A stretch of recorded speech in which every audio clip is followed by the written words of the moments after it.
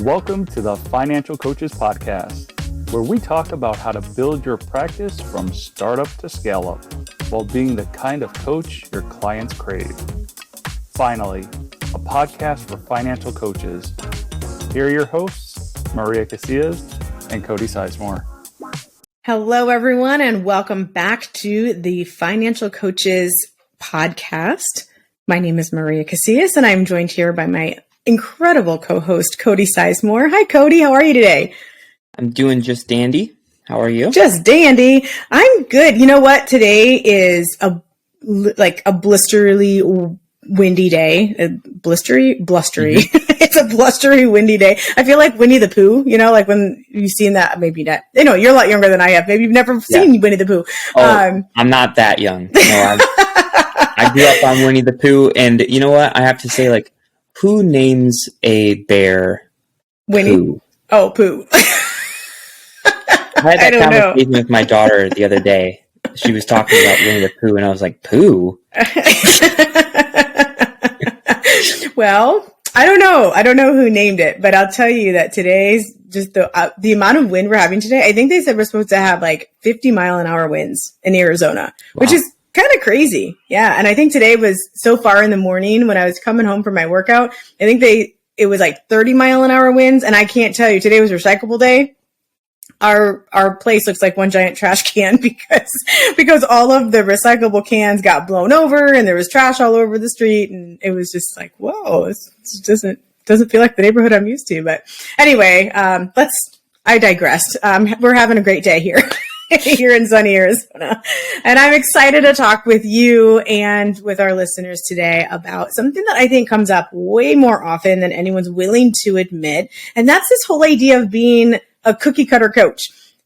Aside from the fact that there's some great alliteration in there, I think that this is something that people they struggle with oftentimes, in my opinion, because of the way they become coaches. And I know we've talked many, many times on this podcast about the way people become coaches by usually their own story. Like they have their own money story, their journey takes a turn and they're like, I got this. And now I want to help other people figure out how to do this as well.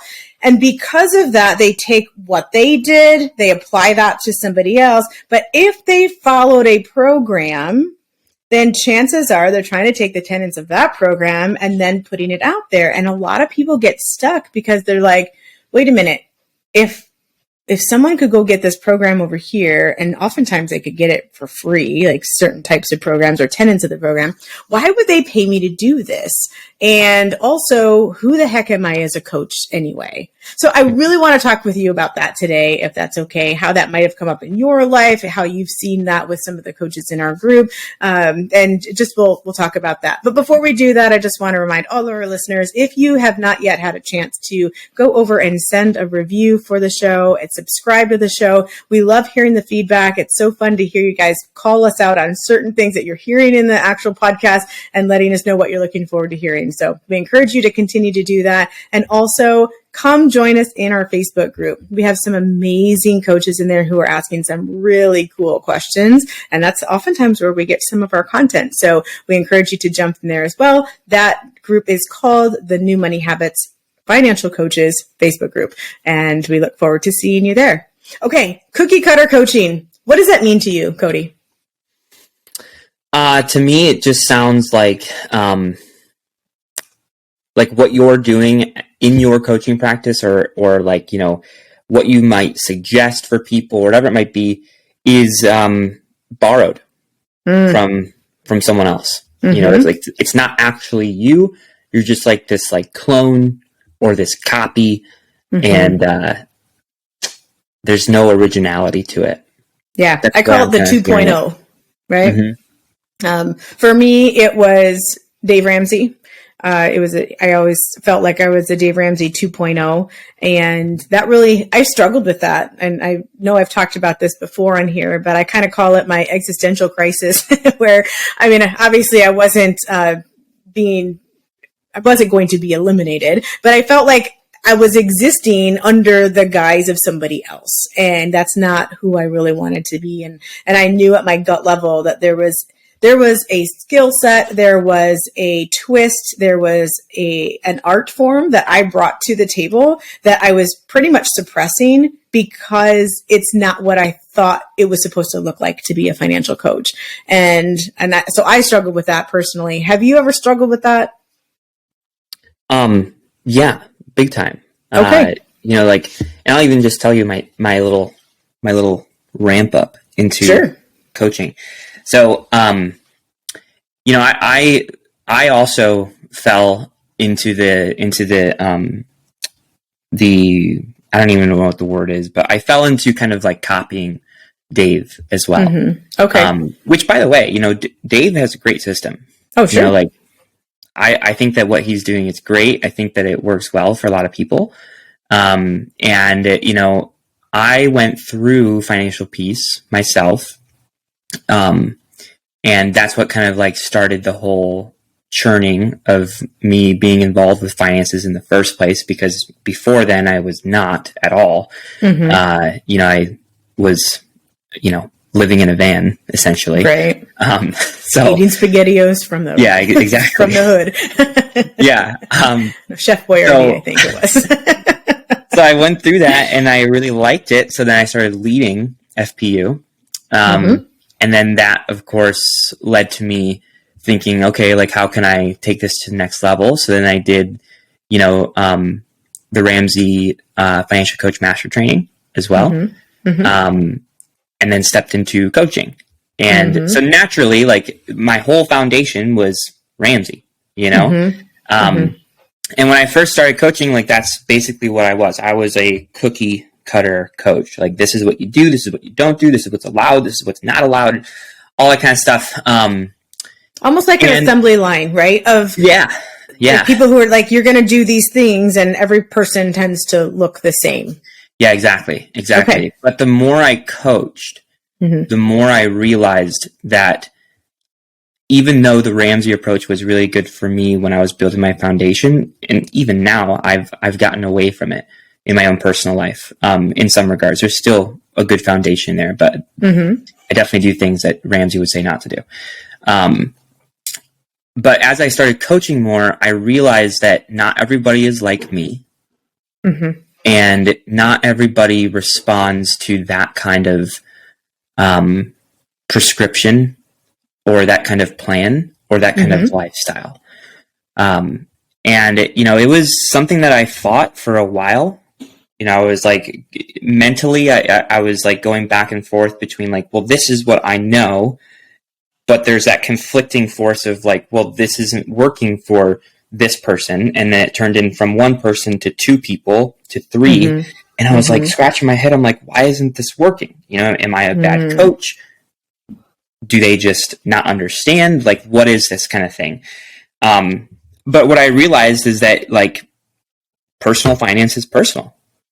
Yep. And we say that on this podcast all the time, and to think that like a one size fit all, a cookie cutter, is the answer for everybody is quite literally ludicrous. It really is. So I started doing some soul searching, and I started, exploring different options. And, I even myself was listening to, different perspectives from other people in the financial space. And I was doing some critical thinking on my end. And over time, it just morphed into something that was me and not something to where I was a cookie cutter coach. And when that happened, I felt way better. I felt like I was actually stepping into like my calling, that I was using my actual gifts. And because of that, I was helping more people, and I was helping more people effectively because it was very aligned with who I was and what my style was, and my values and my beliefs and all that kind of stuff. And I met the people where they're at. And I didn't say like, you can't do this because this book said so.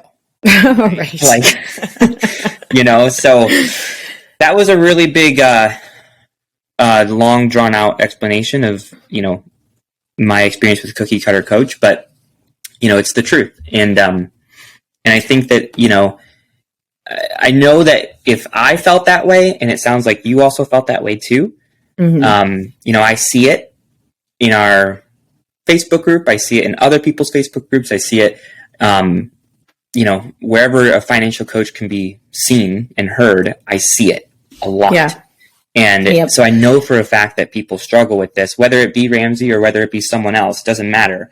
Right. But, especially newer coaches, they're getting started and they don't want to, quote unquote, mess up. So they look at something that works and they try and copy it. But when you do that, you're actually taking a lot of power away from you. Yep. I agree so much with everything you said. And I'm really glad that you did make it a little bit lengthy, because I was looking for a lot of the similarities and differences between what my experience was and what yours was. And it seems very, very similar. I think one of the biggest differences was that you started noticing as you were working with clients, like, oh, this isn't working for this one, and this wasn't working for, this one. It turned into 2 or 3 clients that it wasn't working for. And that's what had you scratching your head. For me, I was scratching my head before I even allowed it to not work for clients. I mean, I was working with clients, and that's where I started to feel that misalignment. But what I was doing with them was working until it didn't. But I started feeling it before it didn't work, if that makes any sense. And I think the reason for that is because I had training in other areas that I was bringing to the forefront. And I think I was actually including some of that therapeutic stuff with the people without even recognizing that I was doing that, because it was still in the framework of what I was told to do through FPU. Unlike you, I did not do the financial, what's it called? Master training, FCMT, financial coach master training, I think is what it's called. I did not do that.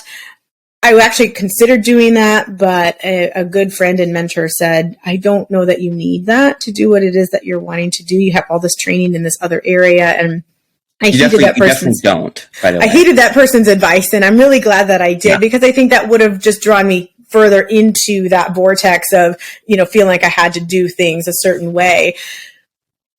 But I think because I was able to recognize it before it wasn't working for the clients, it was just one of those slaps in the face of, I've got this art form, a sprinkle, if you will, that makes things different. It's going to attract people to my type of coaching that maybe wouldn't be attracted to the other kind of coaching. And the other side of that, you guys, as you're listening to this, I think part of the reason we're so stinking scared to just be ourselves is because we're like, well, what if we don't attract the right clients? What if no one likes this form of coaching? And I'm here to tell you that whole thing that I brought up earlier about why would somebody come to me if they can go get it somewhere else?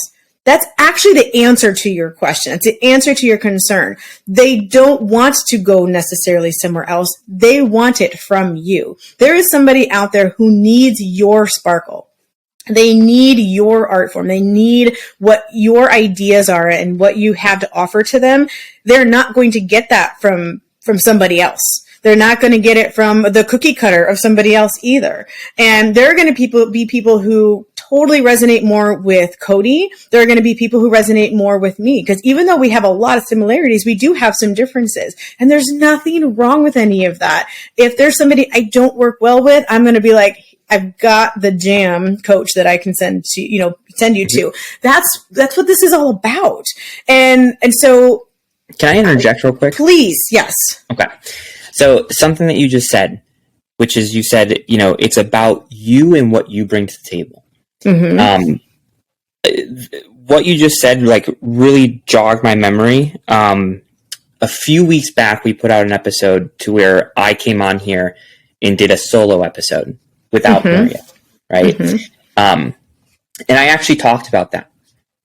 I said, I was talking about duty and how it's like, it is our duty to, step into coaching and to work hard on it and to put ourselves out there and to do all these things, because there are certain people that really need what you specifically bring to the table.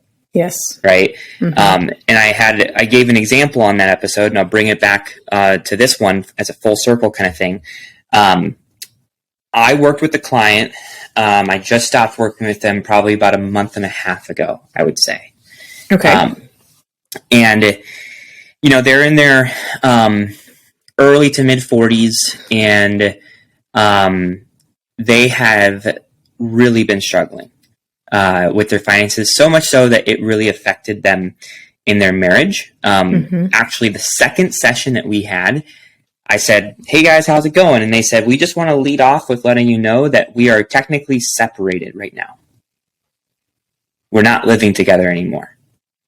And I was like, okay.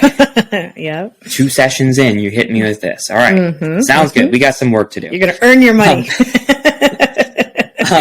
But, I went in and I went forward with it, and I helped them with their finances and their relationship, with their values, and, like some deep internal work that needed to happen. And by the end of the relationship, not only did their finances dramatically improve, but they got back together. They were living in the same house with their 4 kids. They were unified, and they were laughing on these calls now. They were joking back and forth, whereas before it was very, very tense. Tears, frustration, arguments. I mean, that's what it was like in the first month of coaching. Yeah. And at the end of it, when we concluded our coaching, they looked at me and they said, "You know what, Cody? We have been trying to do this for the last 20 years. And we've talked to this advisor, and we went to this marriage counselor, and we went and we did this course and we did that program, and nothing worked until we met you. So we want to say thank you for that." And while that's an awesome thing to hear, and I'm not saying this to gloat myself up or anything, I'm saying this to give you an example, is that they tried a lot of things with a lot of different people, and it just took one person with the right approach and the right amount of patience and the right amount of wisdom, or whatever it might be, the right to questions, get through to them, to not only improve their finances, but also their marriage. And that could be you, but I can guarantee you that would not have happened if I didn't transform my coaching over time and I remained in that cookie cutter kind of area, because the things that we covered to help repair their marriage and to heal them from certain financial wounds from their upbringing and all this kind of stuff, that was not a part of the cookie cutter stuff that I was doing before. right? That was stuff that I learned, and I started implementing, I started trying, and it was because it was me. And that's what made the difference. It was me, not what someone else was doing. Yep. Yeah, I'm really glad that you brought up that example. And I would just want to point out, too, that, they might have even gone to other financial coaches. I don't know. But the 2 that you brought up was an advisor and a marriage counselor. And I just want to point out that an advisor typically works with money, and a marriage counselor typically works on marriage and relationship and communication. And what you're doing with them, or what you did with them, is you worked on those simultaneously. And I think it's so hard to separate those 2, because one doesn't happen without the other. and maybe it was the fact that you were willing to do that. Maybe it was the timing of, their willingness to just show up differently. They realized that this was kind of a do or die situation for themselves. They're already separated, and it's like, what do we have to lose, except everything, right? They've got 4 kids, I think it sounded like you said. Right. And so there could have been a lot of factors, but if you hadn't shown up the way that you do, they might never have been able to do all of that. And so I just want to share that too, not to take away any of the clout that you absolutely deserve for that, but for people who are listening who go, well, I mean, we don't have that much power. They're the ones who make the decisions. Yes, that's true, but you still need to show up. They might not make those decisions if they don't have a sounding board there to help them work through some of that. And so as a coach, if one of your reasons for doing this, most of our listeners, I'm sure, are along this line, but if one of your reasons for doing this is to help other people, you do have to ask yourself, how do you help them if you're not willing to show up and help them? So show up as you, be that non-cookie cutter person. If you're just starting out, and like Cody mentioned earlier, you're just kind of like, I don't even know where to start. it's okay to go and say, what did work for me? What are some of the things that people are feeling out there that I need to help them with, or that they're looking for help with? And just play with it for a little while. Like, I think that's okay too, to not feel like you have to have it all figured out before you bring people in to your practice, right? Like that, just because I felt a certain something before I saw it not working with people, I was still working with people when I felt it. And you heard Cody specifically say that it was while he was seeing that some of these things weren't working for the people he was working with that he realized, oh, I think I want to change this up a little bit. And then he did his due diligence. He didn't close shop. He didn't say, I'm sorry, I can't help you right now because I'm not really feeling this, right? I mean, he went and I'm talking to you, I guess. You went and you did your due diligence. You listened to other things. You gained perspective. You used your critical thinking skills. And then you figured out, who am I as a coach and how can I give that to other people? So don't stop doing what you're doing just because you think it's not what you're supposed to be doing yet. I mean, just continue to form. You're a malleable person. Your practice can be malleable. It can be fluid. Just don't give up because people do need you. Yeah. Here's a good metaphor. Maybe it's an analogy. I think it's a metaphor. We'll find out. Yeah. What you could do, especially if you're a newer coach and you're like, well, I don't really know what my style of coaching is. Like I have to start somewhere, right? Mm-hmm. Use whoever you, listen to frequently, or, what helped you through your own journey. You can use that as like a foundation, right? Mm-hmm. And picture that foundation as like the trunk of a tree. Okay. And then as you start growing, that tree then gets more limbs, right? Mm-hmm. So, it might be something to where you're like, okay, like, the foundation is this, but maybe I do want to help married couples improve their relationships. So that might be a limb. Or maybe I do want to help people like who are really, really anxious or depressed to feel empowered, and doing that through mindset and, emotional exercises. Maybe that might be a limb, but you still have that foundation behind everything. There's just different limbs, right? And you keep growing, and this tree keeps getting more limbs and more limbs and more branches, and then it has leaves, right? And that's the money. That's when you're starting to make some cash for this, right? But then eventually something else happens to a tree when it reaches a certain maturity age. What happens, Maria? Do you know?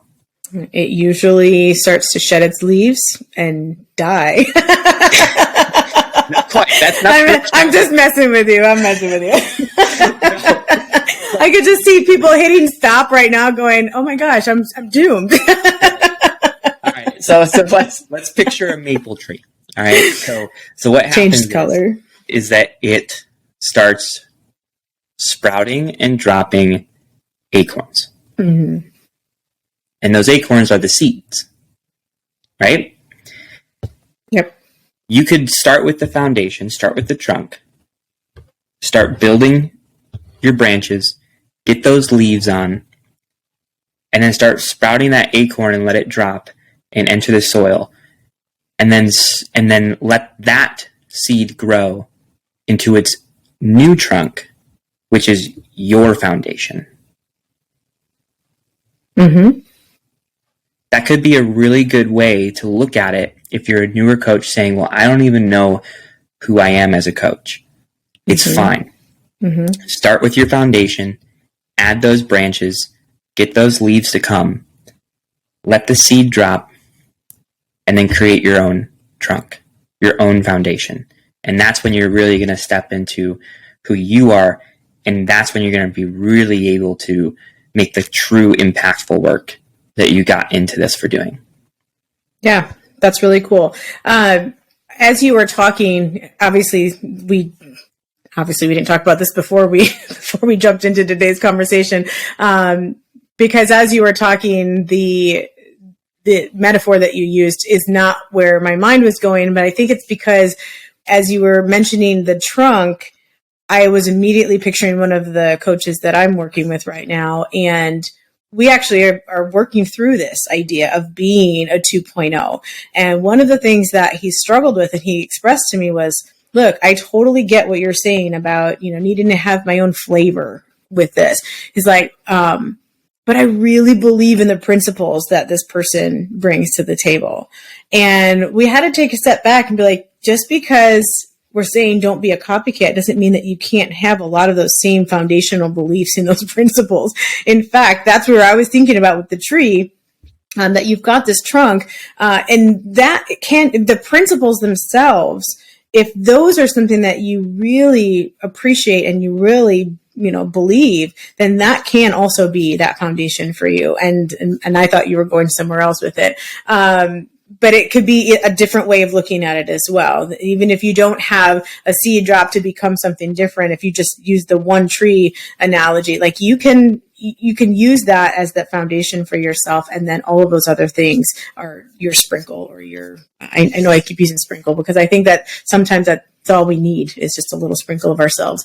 So anyway, I'm sorry that I, killed off your tree. I live in a desert. So, we don't see maple trees. I live in a city called Sylvania, Ohio, which is literally, it's called the City of Trees. Oh, so, okay. Yeah. We have cacti. I probably have the biggest tree in the city in my backyard. It's massive. That's cool. It's like That's a redwood. Really cool. It's crazy. I'm actually from the Midwest, and I grew up with trees in our backyard and stuff, and I do definitely miss that for sure. So anyway, but this has been a really fun conversation, and I actually think it sprouts, it kind of bleeds into the whole idea of, I think we mentioned like getting started, and so I want to talk about that in a future episode, maybe even next week. Just, the whole idea of showing up. It really is something that's super important, and I appreciate you having this conversation with me today. Of course, as always, it's always fun. So, guys, thank you guys for listening to the episode today. We will be back next week with a brand new, spanking new episode. So make sure you keep your eyes out for that one, and we'll catch you then. Thanks, guys. Have a great week, guys. Bye-bye. Thank you for listening to the Financial Coaches Podcast, brought to you by New Money Habits and Sizemore Financial Coaching. Submit your questions to our hosts by emailing podcast@newmoneyhabits.com. Be sure to subscribe to be notified of future episodes and join our growing group of like-minded coaches on Facebook.